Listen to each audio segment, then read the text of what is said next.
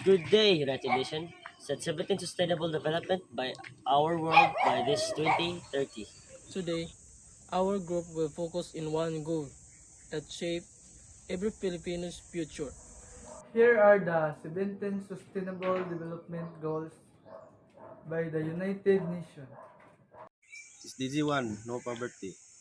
DG number 2, zero hunger. SDG 3, good health and well-being. SDG number 4, quality education.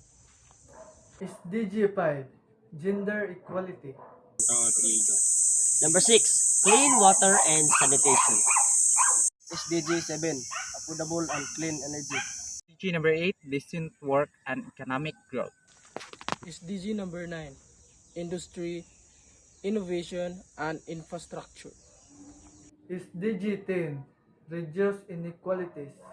SDG 11, sustainable cities and communities. SDG 12, responsible consumption and production. SDG 13, climate action.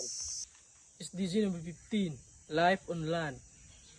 SDG 16, Peace, Justice, and Strong Institution.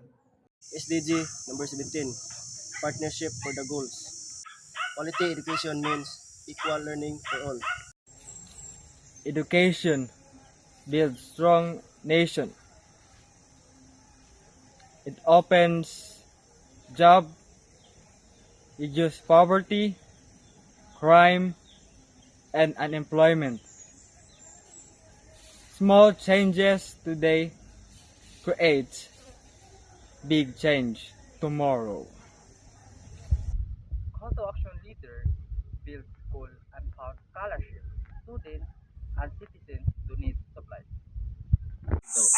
Tutor others and speak up education. Together, our small actions matter.